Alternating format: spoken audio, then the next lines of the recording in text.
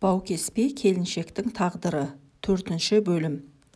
Таңертең ерте атқа қонған олар бір сағаттай мезгіл болғанда қайта оралды. Жетектерінде бір семіз құнан бар. Пернебай, қалды қыз, мынау біздің өзіңе деген жамбас ақымыз деп еді. Мен, ойбай аға, мен оны қайтемін деп шошып кеттім. Сойып жейсің, мал қылып бағушы болма. Реті келсе дәл бүгін пышаққа жық. Ал содан соң бізді көрдім білдім деп тісіңнен шығарушы болма. Нағашым дейсің бе, жиенім дейсің бе, солардың біреуі әкеліп берді дерсің. Мен жалғыз өзім бір жылқының етін деп күмілжіп қалып едім, ол екеуі бірдей күліп жіберді. Өзіңе бір жілігі де жетеді, қалғанын сатып жібер. Құдай қаласа біз тағы да келіп қалармыз. Сен біздің ат байлайтын бекетіміз боласың. Ал қалдығыз қарындас, аман бол, деген олар құнанды қораға кіргізіп байлады да құйғыда шауып алыстап кетті. Мен әр ойланып, бер ойланып көрші үйге бардым. Өзім жылқының ұрлық екенін іштей сездім де ертерек союға асықтым. Көрші үйдегі ағаға жолығып, досалы бір жылқы әкеліп пұлдап бер деп еді. Ауылда ет жейтіндер бар ма екен дедім. Қазір ет қалушы ма еді? Алады ғой, мен сұрастырып көрейін деді. Ет алатын адамдар көп екен. Бәрі жиылып, өздері құнанның нарқын шығарып, өздері бауыздап терісін сыпырып, өздері бөліп, өздері маған ақшасын жиып, қолыма ұстатты. Мұндай қуанбаспын. Бір жілік ет Затан екеумізге талай күнге азық болады. Бәрінен де қос уыс теңгені айтсайшы. Ертеңіне ақ Затанға өзіме бір сыпыра киім алдым. Үйге азық түлік және 2 шөлмек арақ алып қойдым. Пернебай мен Өзбекбай келіп қалса, алдарына қойып риза етпекшімін. Арада 15 күн өткенде екеуі сау етіп жетіп келді. Оларды жылы шыраймен қарсы алдым. Бір құнан қойдың етін бүтін әкеліпті. Қайтарда соғамыз, жол жүріп барамыз, әшейін өзіңнен хабар ала кетейік деп едік, деген Пернебайдың көзі күлімдеп тұр. Сіздерді құрауыз жібере алмаймын, аттан түсіп шай ішіп кетіңіздер деп үйге қоймай кіргізіп, өздері әкелген еттен қуырдақ қуырып, алдарына арақ қойдым. Екеуі бір-біріне қарап риза болып отыр. Не керек, асығып отырған қонақтарым қонатын болды. Қайтадан қазан көтердім. Дүкенге жүгіріп барып және арақ әкелдім. Мен дүкеннен келсем, екеуі әлденеге ерегісіп отыр екен. Тоқ етерін айтайын, қалдығыз менікі, дейді Пернебай. Жарайды, айдаладағы бір ұрғашыға бола арамыз суымасын, деп Өзбекбай келісе кетті. Мен ештеңені естімеген, білмеген болып үйге кірдім. Бір таңданғаным, Пернебай басқа арақ ішпеді. Есесіне Өзбекбай бір шөлмек арақты бір өзі ішіп, қылжиып ұйықтап қалды. Сіздердің орталарыңызда одан әрі не болғанын айтпай-ақ қояйын. Қысылып қиналып жүргенімде көл көсір дүние берген Пернебайдың айтқанына шықпай, ыңғайына көндім. Екеуміз бір төсекте түнеп шықтық. Бұрынғы үшкіш күйеуім Садырбай Пернебайдың бақайшағына арзымайтын. Екеуі жарысса Пернебайдың шаңына ілесе алмайтын.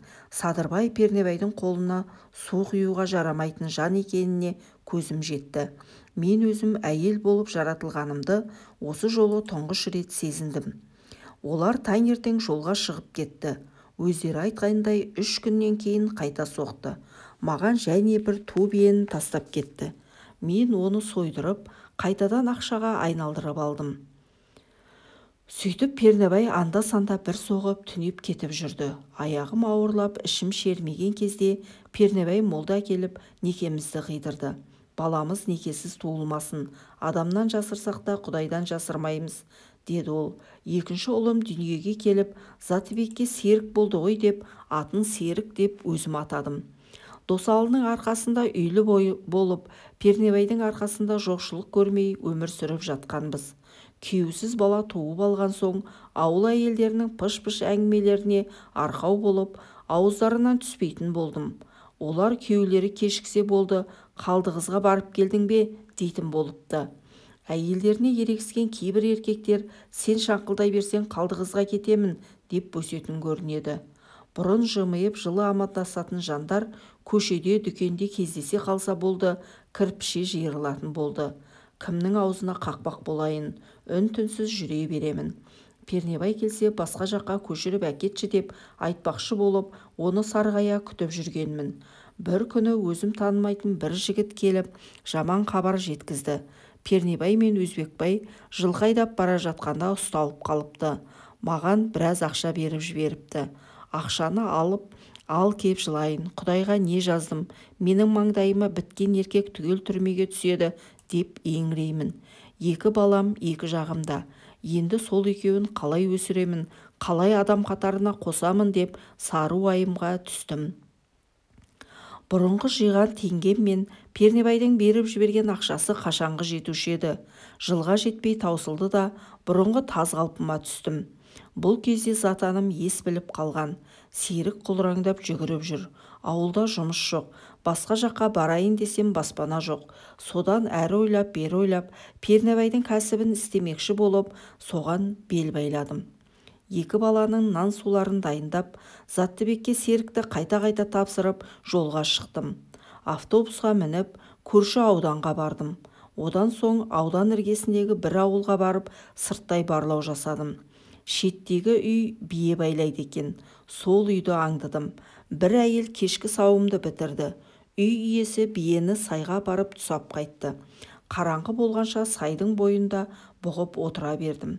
Ымырт болған кезде биенің жанына бардым. Жуас мал екен, тосырқамады. Еміп тұрған құлынды ұстап алдым да бір топ жыңғылға байлай салдым. Содан соң биенің үстіне қарғып міндім де сайды бойлап шаба жөнелдім. Өзіміздің ауданға, яғни ауылға төтелей тарттым. Орта жолда бір ауыл кездесті. Биеден түсіп таң атуын күттім. Таң атқан шақта биені жетелеп көшеге түстім. Сиырларын падаға айдап шыққандарға маған қарап тұр. Тәуекелге бел байладым да орта жастағы бір кісіге жолықтым. Аға, қатты қиналып тұрмын. Күйеуім абайсызда машинамен адам қағып кетіп еді. Соны шығарып алу үшін теңге керек екен. Мал базарына барайын десем, ол жексенбі күні ғана істейді. Аға, сізден өтініш, мына биені сатып беріңізші. Бұл бие өзі ұрлық емес пе? Дейді ана кісі. Қайдағы ұрлығы? Құлынын алып қалдым. Тұқымы жақсы еді дедім. Қаншаға сатасың? Мені мал сатып жүр дейсіз бе? Өзіңіз нарқын шығарыңыз, шаруасыз ғой. Сен өзі кімнің қызысың, дейді ағамыз. Пернебайдың, дедім. Аузыма түскен есім сол болды. Пернебайдың қызымын де, жарайды, биеңе 30 мың теңге берсем ренжімейсің бе? Аға, тым төмендетіп жіберген жоқсыз ба, деп едім. Ол, Пернебайдың аруағы риза болсын, 35 берейін, деді. Жарайды аға, деп келістім. Үйіне апарып биені байладым. Ақшаны санап алдым да жүгіре басып аялдамаға жеттім. Бір таксист жігіт аудан орталығына баратын адамдарды жиып тұр екен. Сонымен ауданға жетіп, одан әрі ауылыма қайттым. Сәске кезінде үйге келсем, қос құлыным құшақтасып әлі ұйықтап жатыр екен. Екеуін қабат құшақтап үнсіз, ал келіп егілейін. Өмірімде бірінші рет ұрлық жасап, тұңғыш рет өтірікті қиыстырып айтқаныма қуанған жоқпын. Соған өкініп ішімді удай жалаған өкініштен егіліп жыладым. Ұзақ жыладым. Тор биенің ақшасын қысқа дейін үнемдеп жеткіздім. Дәніккеннен құныққан жаман деген. Қысқа қарай және бір биені әкеліп сойған едім. Кейін тағы да жолға шықтым. Бір қыста 5 жылқы сойып саттым. Енді тоқтайын десем, ақша азайған кезде жолға қалай шығып кеткенімді өзімде сезбей қаламын. Сөйтіп жүргенімде ғой, осы ауылдан 2 биені алып кеткенім. Ол 2 биені қырғыздарға асырып жібергенмін. Қырғыздармен араласып жүріп, өзіміздің қазақ конократтармен байланысып, солармен бірге жүретін болдым. Оның бекер болған екен. Солардың кесірінен қолға түстім. Жалғыз жүргендерге көзге түспейтін едім. Тергеу жұмысы жүріп жатқанда мен істемеген, мен алмаған, ауылда жоғылған барлық малды менің мойныма іліп жібермекші болды. Тергеуші келген сайын, әй қарақшы қатын, сен тек жылқы емес құнажын ұрлапсың, қой ұрлапсың, кәне шыныңды айт деп дікеңдеумен болды. Мен қайсы ауылдан қанша жылқы ұрлағанымды айтып бердім. Өйткені ауылдастарым менің неше жылқы сойып сатқанымды түгел жазып берген екен. Солардың ішінде Пернебай мен Өзбекбайдың әкелген жылқылары да бар. Мен оларды да мойныма алдым. Үкіметтің құрығы ұзын екен. Пернебайды зонадан алдырып, мені онымен беттестірді. Сөйтіп, екінші баламның әкесімен темір тордың ішінде кездестім. Қалдығыз-ау, ана екі бала енді не болады? Сен анау-мынау еркектің қолынан келмейтін іске неге бардың? Деп көзіне жас алды. Сол екі бала үшін істедім. Солар аш-жалаңаш жүрмесін деп осындай іске бардым, дедім оған. Пернебай тергеушіге: Басеке, мына әйелдің барлық ұрлығын және ашылмай қалған істерің болса, түгел менің мойныма салшы. 40 жыл қапаста отырсам да мен көтерейін. Бұл әйел өзі жетім, әбден қиыншылық көрген жан еді. Сен де ет пен сүйектен жаралған жансың ғой, деп жалынды. Тергеуші оны тыңдаушы ма еді? Ол жағын сот шешеді, деді. Бірақ менің мойныма ілінгелі тұрған 8 жылқыны ұрладың не, 10 жылқыны ұрладың не, бәрі бір екен. Ақыры сот болып, еркек конократтар көп жылға, ал мен 3 жылға сотталдым. 2 баланы жетім балалар үйіне жіберетін болды. Себебі жан ашып, балаларға қарайтын ағайын туыстан мен жұрда едім. Түрмеде кейінгі тіршілігім. Артымнан бірде-бір адам іздеп келген жоқ. Тек анда-санда затанымнан қат келіп тұрды. Солардың амандығын ойлап, солар үшін зонада қиыншылықтың бәріне төздім. Бірде-бір рет тәртіпті бұзып, ескерту алған жоқпын. Түрмеде жүріп, енді бұдан бұлай біреудің ала жібін аттамауға, Құдайға сыйынып отырып, өзіме өзім сөз бердім. Белгіленген мерзімді өтеп шыққан заматта балалар үйіне ұштым. Бірінші үлкен ұлым затанымды таптым. Бойы өсіп жігіт болып қалыпты. Екеуміз құшақтасып ұзақ жыладық. Ұлым өксіп-өксіп егіледі. Бізді көрген тәрбиешілер де ағыл-тегіл. Содан соң серігімді алдырдым. Мен қамалғанда ол құйтақандай ғана еді. Өсіпті. Мен оны алғашында танымай қалдым. Балалар уақытша бізде бола тұрсын, деді балалар үйінің директоры. Өзіңіз әуелі оңалып алыңыз. Қазір оларды алып кеткеніңізбен қайда барасыздар? Апаратын баспанаңыз не, дайын жұмысыңыз жоқ. Өзіңіз жайласып алған соң келіңіз, деді. Директордың ақылы орынды еді. Мен де өз ауылым не өз үйім дейтін ештеңе жоқ. Қалада қалдым. Күніге жұмыс іздеймін. Полицияға барып есепке тұрдым. Олардан жұмыс тауып берулерін өтіндім. Бір майор шенді полицей темір жолдан жұмыс тапты. Күніге қайла балғамызды иығымызға салып алып, темір жолды жөндеуге кетеміз.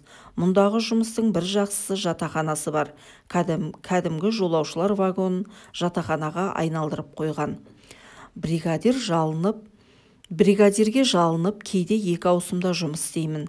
Есіл-дертім, арманым көп ақша жиып, кішкентай болса да бір баспана сатып алу болды. Сенбі сайын балаларыма барып, оларды тәрбиешілерден сұрап алып жүрдім.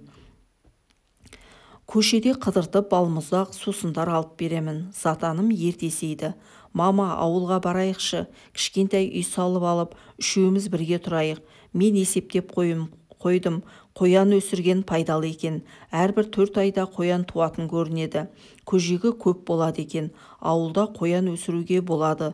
Қоянды көбетіп, етін жеп, терісін сатсақ, ақша жиып, қой-ешкі сатып аламыз. Есік алдына әртүрлі жеміс-жидек егеміз, дейді ол.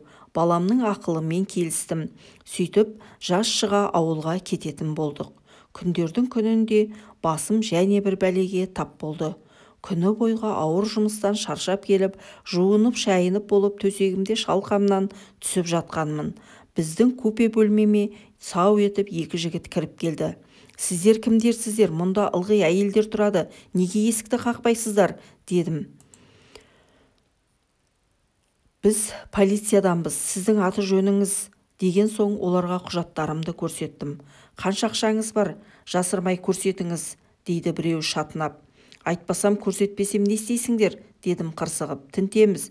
Тінту үшін прокурордан рұқсат керек. Мен қылмыскер болсам, оны неге айтпайсыңдар? Бас көзге қарамай тінту жүргізгендеріңіз заңсыз. Бірақ өздерің біліңдер, тінте беріңдер. Менің тырнақтап жиған ақшам міне, деп жасырып жинап жүрген ақшамды көрсеттім. Біз ақшаңызды уақытша тәркілейміз, деп еді мен. Ол үшін кем дегенде 3 куә қажет. Көрші бөлмедегі әйелдерді шақырыңыздар, дедім ақшаны ұстатпай. Охо, заңға жүйріксіз-ау, дейді біреу миығынан күліп. 3 жыл күндіз-түні үздік оқып қайтқанмын дедім. Біреуі барып 3 әйелді ертіп келді. Маңдай теріммен тапқан адал теңгелерімді санап протокол жазып, ана 3 әйелге қол қойдырып алды да «Киініңіз, бөлімге барамыз» деді.